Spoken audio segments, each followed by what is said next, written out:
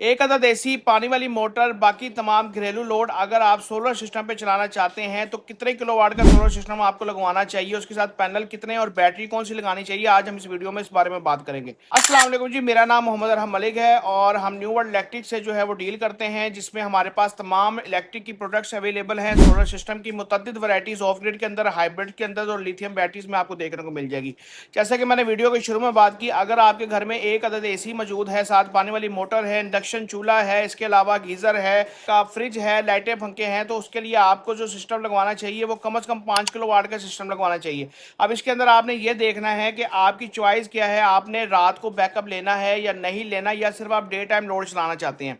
अगर आप रात के लिए बैकअप लगाना चाहते हैं तो फिर कम से कम आपको 585 वाट की 10 से 12 पैनल का इस्तेमाल करना पड़ेगा। 5 किलोवाट की एक अच्छा इन्वर्टर आपके लिए चॉइस हो सकता है।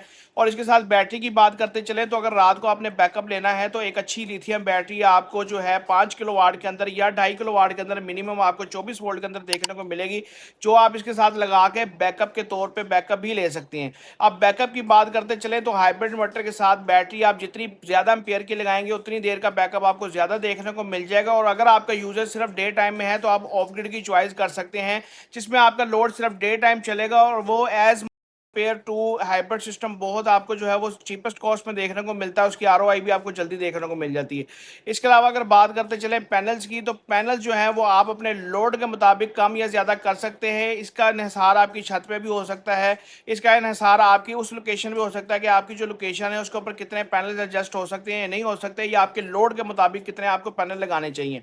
अगर आप बैटरी वाले सिस्टम पे जाते हैं तो फिर आपके पैनल जो है थोड़े से ज़्यादा लगेंगे, ताकि वो बैटरीज को भी सोलर के ज़रिए ही चार्ज करे और वापडा शेयरिंग कम से कम आपकी हाइब्रिड इन्वर्टर्स में इस्तेमाल हो और आपको किसी भी किस्म की कोई टेंशन देखने को नहीं मिले। वाजे तौर पे आपको बिजली के बिलों में फर्क भी देखने को मिले। अच्छा, इसमें मैं एक बात और ऐड करता चलूँ कि जो ये मैंने सिस्टम बताया है, ये 5 किलोवाट के सिस्टम पे अगर आप ये वाला लोड चलाते हैं तो आपको मैनेज करके चलाना पड़ेगा।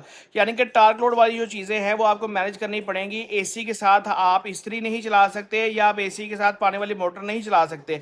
Smart load plus heavy load आप रन कर सकते हैं, हैवी प्लस हैवी लोड आप एट अ टाइम रन नहीं कर सकते।